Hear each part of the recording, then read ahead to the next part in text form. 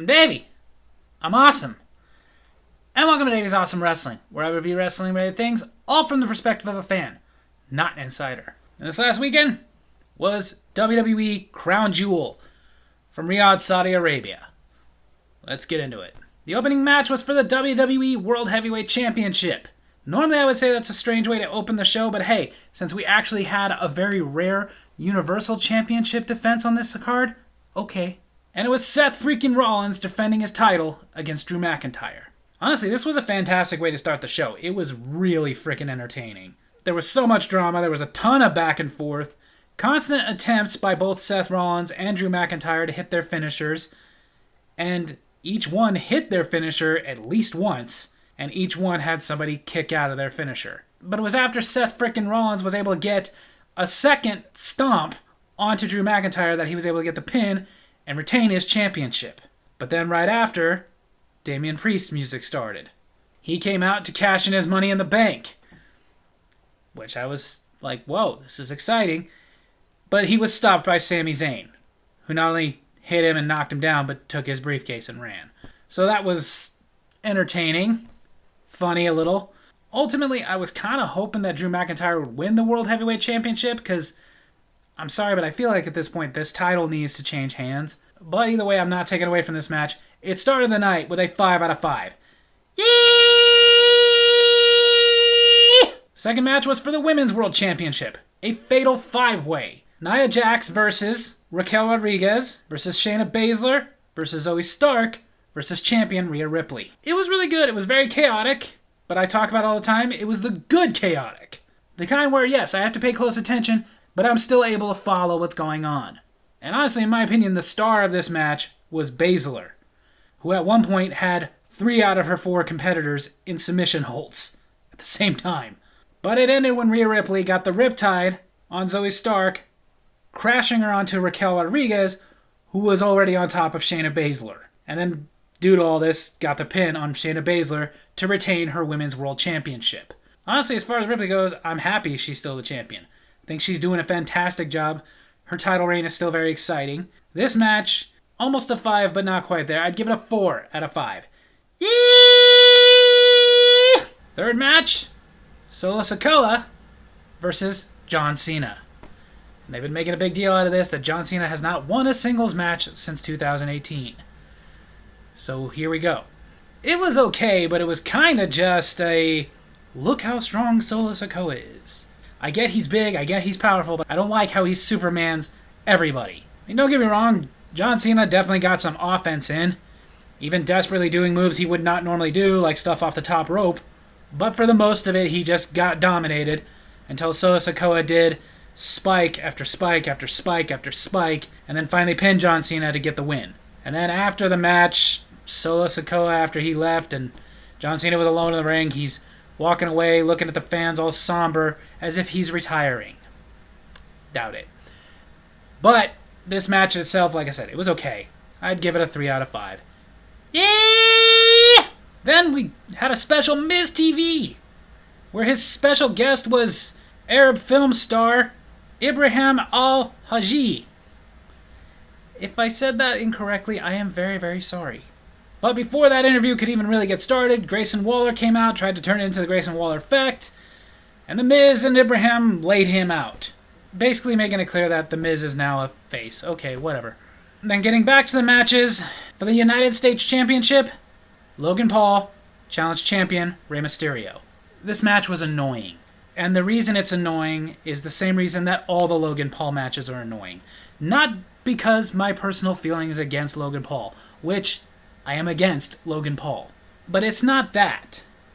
It's that every time Logan Paul wrestles, I have to sit there for the entire match listening to the commentary team be his cheerleaders, telling us how wonderful he is, how great he is, how he's so quickly picked it up, basically trying to put him on the level of guys like Shawn Michaels and AJ Styles. He's not. He's okay. I will give him that. As a wrestler, he is okay. As a person, he's a freaking douche. But the commentators sit there and go on and on about how wonderful he is, to the point that I wish I could be there to interrupt the commentators and ask them, Are you calling a match or hoping he's going to ask you to the prom afterwards? And it ended like his match with Ricochet ended. One of his friends, which let's call it like it is, they say friends, his lackey, slipped him some brass knuckles. Santos Escobar came out, didn't really help because Logan Paul used those brass knuckles on Rey Mysterio, got the pin, and he is now the United States champion. Which I also don't like because, number one, I don't like when part-timers have titles. I don't like that. Because that means that that U.S. title is almost never going to get defended. Number two, I don't like Logan Paul. I don't like him in WWE. None of the fans like him. But WWE is incessant on telling us what to like rather than listening to what we like. And three, again, it's freaking annoying to have to sit there and have to listen to the commentators with their propaganda because they want to make us like him, even though we don't. 1 out of 5. Yeah. Then picking it up a little bit for the WWE Women's Championship, Bianca Belair challenges Io Sky. It was a good match, but I will say for most of the match it was just okay until the end. At first it was looking predictable. Bayley came out, even though Io Sky clearly didn't want her to. But Bianca Belair fought her off until we had the return of Kairi Sane, who came out, took out Bianca Belair, allowing Io Sky to get the win. And it's very exciting that Kairi Sane is back and teaming with Io. I love this. I'm excited about that. That alone boosted it from a 3 to a 4 out of 5. Yeah! Then we had Judgment Day's Damian Priest versus Cody Rhodes. It was a good match. It was just predictable and exactly what we thought was going to happen. Judgment Day members came out to help Damian Priest. Jey Uso came out to fend them off. And then Cody Rhodes fought until he got a triple crossroads onto Damian Priest, got the pin and the win. Basically, the match was just kind of pointless. Like, sadly, almost every Cody Rhodes match has been since WrestleMania because they're just constantly trying to give him something to do. But it was good. Kept my attention. 3 out of 5. Then for the undisputed WWE Universal Championship, LA Knight challenged Roman Reigns. I did watch the match, but watching it, couldn't help but have the thought of, why am I bothering to watch this? Because I know exactly what's going to happen. LA Knight is going to put up a really good fight, which he did. LA Knight is going to come close to getting the win, which he did. Then somebody from the Bloodline is going to come out, which they did. And he's going to fight them off, which he did. But Roman Reigns is going to use this to get the upper hand, which he did. And ultimately use that to win the match, which he did. The only good thing about this is that Roman Reigns is here so very little that we're not seeing this every month. But we are still seeing this every frickin' title defense for the last 3.5 years. It's the same thing. You want to surprise us and let Roman Reigns keep the championship? How about have one frickin' match where a big, dominant champion like Roman Reigns can win without bloodline interference? Sure, it would be a little annoying because we want that title off of him. This is ridiculously boring. But it's even more ridiculously boring because every single title defense is exactly the same. 1 out of 5. Yeah. So Crown Jewel overall had some really good matches. The first 2 matches started it off great. And then most of the matches were pretty good. Out of 7 matches, 5 of them were good.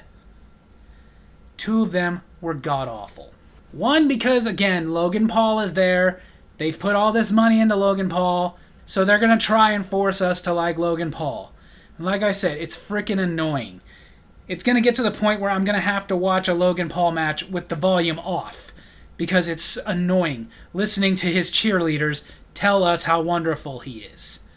Then we had the main event, what everything always leads to, the main event, the most important match of the night. But if you're a semi-intelligent fan at all, you knew exactly what was going to happen before the match was even signed. Which we did. And it went exactly like we knew it was going to. With the exception of a little tiny botch in there there was nothing really that interesting in that match, just because it was exactly the same crap we've been seeing.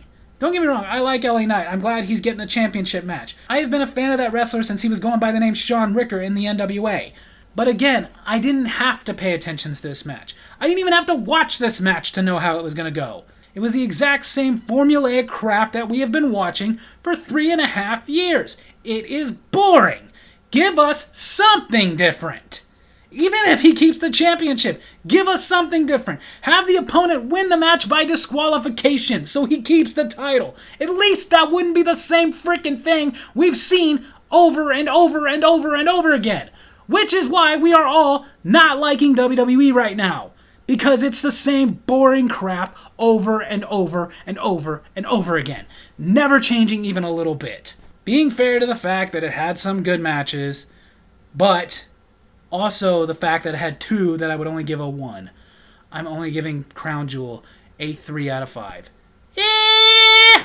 So there you have it. That's my wrestling review this week. I hope you guys enjoyed it. And if you did, make sure to hit like, hit subscribe, hit the little bell so you get notifications for when I post new videos, and leave a comment. Tell me what you thought of Crown Jewel 2023. Love you guys.